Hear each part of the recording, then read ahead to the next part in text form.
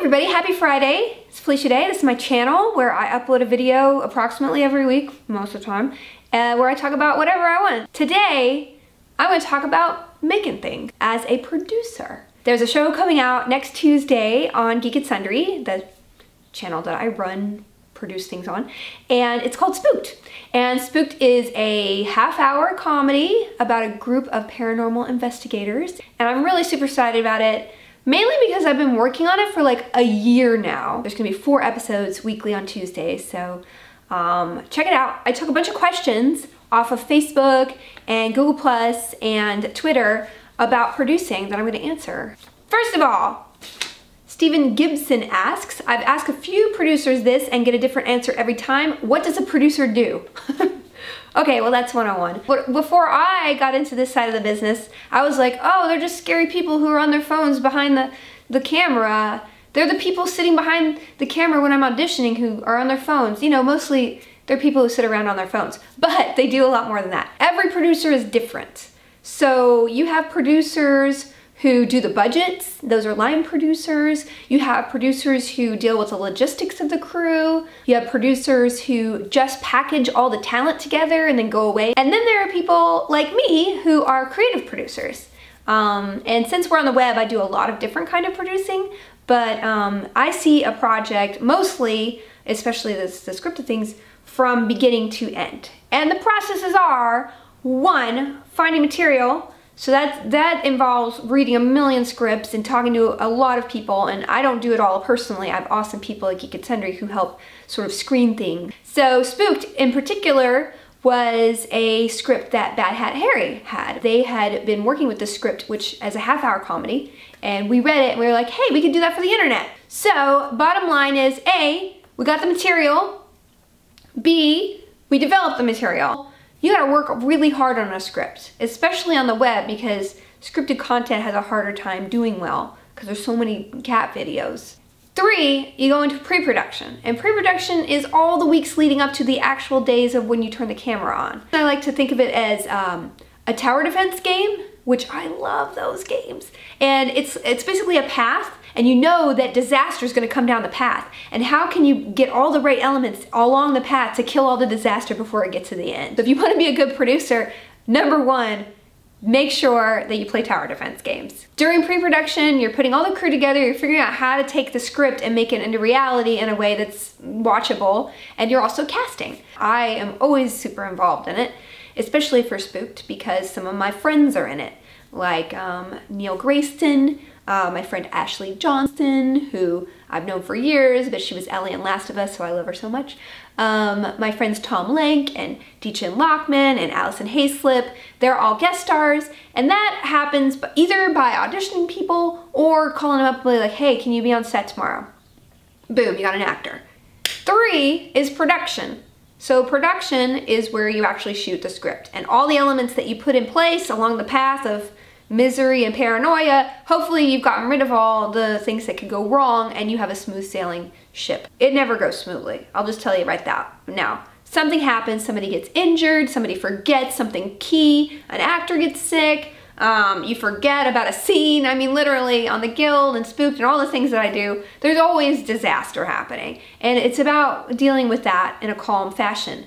That is not me. I panic. So the good thing is that I have other producers around me to be like, don't tell Felicia that we don't have any hoagies today. The best kind of producer sees that people have a vision and allows that vision to come to the forefront without sort of depriving everybody of the fun of their own creativity, and making sure that the creativity all goes together in a bigger way. 4, post-production. Post-production is very long. Like, we shot Spooked in November, and it has taken, we have just finished the episodes last week. So in post-production, you do editing, which I'm super involved in editing. You can make somebody look horrible and awesome, the same exact actor with editing. So then you lock the edit, and then after that, you go to sound, you go to color, you go to special effects, and all of those processes take quite a while. So that's how you get to the finished product, those 4 major steps. And then there's the 5th, which is marketing. And that kind of happens during everything. So Who are you gonna get behind the scenes footage of? How are you gonna get interviews? What does the logo look like? How does the trailer come together? When do we need it due? How is the release schedule happening? Can we make sure that everybody's finished with everything before we can release it? It's so much coordination of schedules and time, and you know, it really is a monumental task, and that's why it takes a year to go from, hey, let's do this script, to, hey, Tuesday, Spooked #1 comes out. That is producing in a nutshell, and probably should be the whole video, but I have other questions that I'm gonna answer quickly. Reg Rosie asks, what do you find to be the biggest difference between being in front and behind the camera, and how do you handle it if you're doing both on the same production? As an actor, you're thinking subjectively, what does this mean to me, to my character? As somebody behind the camera, you're thinking of the whole. You're not thinking about an individual part, unless you're the director, which will think from everybody's point of view. But as a producer, you're thinking, how is everything coming together? Doing both behind the camera and in front of the camera is extremely challenging because it means you have to shift your brain from subjective to objective on a dime. And there are many times, especially in the Guild, where we were running so behind, we didn't have time. As a producer, I was thinking, okay, just nail this in one take and move on. Where if I was an actor, I would be like, hey, can I do that again? Because I don't think I did it as well as I could. Nothing's gonna be 100% if you're wearing a million hats. So when I go on Supernatural and I'm only an actor, it's like, oh, I don't have to worry about if the hoagies got here on time. Next question. Why Spooked? What was the motivation? Good question. Terrence Bernard. Spooked was really interesting to us because not only were we going to work with our friends at this other production company, Bad Hat, but the subject matter seemed like it could be awesome for our audience. I always thought of it when I read the first draft of it, it's kind of like Scooby-Doo. Next question. Simon Wickland, what were your first impressions of the cast? Oh, good question. I love my actors more than anything and everything we do, whether it's a host or a scripted thing. I think they're the bee's knees.